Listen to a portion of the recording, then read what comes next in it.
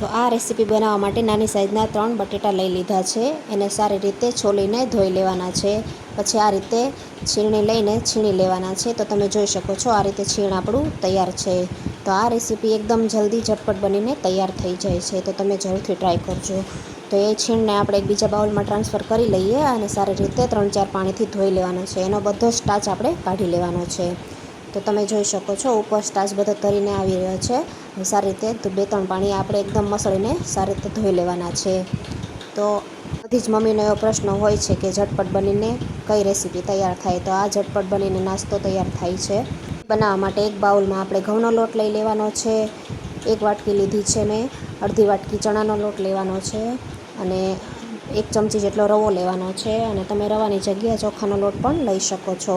એનાથી થોડો ક્રિસ્પી થશે આ આપણો નાસ્તો બનીને. તો આ ત્રણેય વસ્તુ આપણે ભેગી કરી લીધી છે. હવે અંદર થોડું પાણી એડ કરીને સારી રીતે એનું ઘોળ તૈયાર કરી લેવાનો છે. પહેલાંથી બધું પાણી એડ નથી કરી દેવાનું, થોડું એડ કરતું જવાનું છે. અને એકદમ ગાંઠા ન રહે એ રીતે આપણે બધો આનો ઘોળ તૈયાર કરી લેવાનો છે. તો હજી થોડું પાણી અંદર ઉમેરી દઈએ અને આ નાસ્તો એકદમ જલ્દીથી તૈયાર થઈ જાય છે. તમને આ રેસીપી ગમે તો જરૂરથી લાઈક કરી દેજો અને સારી રીતે આને મિક્સ કરી લઈએ. તમે જોઈ શકો છો અંદર જરા પણ ઘોળમાં એક પણ ગાંઠા નથી. હવે એની અંદર આપણે બટેટાનો છીણ છે એ આપણે એડ કરી દઈએ. તમે અંદર ડુંગળી અથવા ગાજર પણ એડ કરી શકો છો.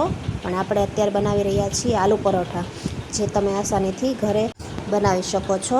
વણવાની ઝંઝટ પણ નહીં અને બહુ બધા મસાલા ભરવાની ઝંઝટ પણ નહીં અને એકદમ ઝટપટ બનીને તૈયાર થઈ જાય. તો એની અંદર આપણે સ્વાદ પ્રમાણે મીઠું નાખી દઈએ, અડધી ચમચી હળદર નાખી દઈએ, અડધી ચમચી ધાણા જીરું, અડધી ચમચી કાશ્મીરી લાલ મરચું નાખી દઈએ, ગરમ મસાલો નાખી દઈએ, ઉપરથી કસૂરી થોડી મેથી એડ કરી દઈએ, થોડા લીલા ધાણા એડ કરી દઈએ, આદુ મરચાંની પેસ્ટ એડ કરી દઈએ અને સારી રીતે આ મિશ્રણને તૈયાર કરી લઈએ. આપણું આ મિશ્રણ તૈયાર થાય ત્યાં સુધી મને કમેન્ટમાં જરૂરથી જણાવજો કે તમે આ રેસીપી ક્યારે ટ્રાય કરવાના છો. હજી થોડું મીઠું ઓછું લાગતું હતું એટલે 1 ચપટી મેં નાખ્યું છે અને ગોળ થોડો જાડો હતો એટલે થોડું અંદર પાણી એડ કરી દીધું છે. હવે આ ગોળ સારી રીતે આપણે કરી લઈએ. હવે એની અંદર એક સિક્રેટ વસ્તુ છે, જે આપણે અત્યારે અથાણાની સિઝન છે તો અથાણાનો મસાલો પણ એડ કરી દઈશું, જેથી કરીને સ્વાદ ખૂબ સરસ આવે. હવે એક પેન લઈ લીધી છે, નોનસ્ટિક પેન લઈ લીધી છે. એની અંદર થોડું તેલ નાખીને આ રીતે ફેરવી લઈએ. હવે આપણે 1 ચમચો ભરીને અંદર આ બધો ગોળ એડ કરી દેવાનો છે.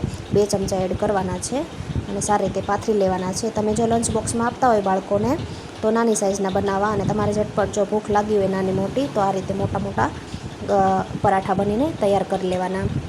બાળકોને જો તમે આ બનાવીને ખવડાવશો લંચ બોક્સમાં તો બાળકો લંચ બોક્સ જરૂરથી ખાલી કરીને આવશે. અને બાળકો માટે બનાવતા હોય તો સાઇઝ નાની રાખવાની, જેથી કરીને લંચ બોક્સમાં સારી રીતે આવી જાય. અને તમને નાની મોટી ભૂખ લાગી હોય તો પણ તમે સાંજે આ બનાવીને ખાઈ શકો છો. અને સવારે નાસ્તામાં પણ ઝટપટ બનીને તૈયાર થઈ જાય છે. રાત્રેથી તમારે બધી તૈયારી કરી લેવાની એટલે સવારે ઝટપટ બનીને તૈયાર થઈ જાય છે. આને ફેરવી લીધો છે, તમે જોઈ શકો છો સરસ મજાનો કલર આવી ગયો છે. હવે બંને સાઈડ આપણે એકદમ ક્રિસ્પી એવા બનાવી લેવાના છે. તો બીજી સાઈડ પણ તમે જોઈ શકો છો સારો એવો ક્રિસ્પી થઈ ગયો છે. હવે આપણે આને ઉતારી લઈએ એક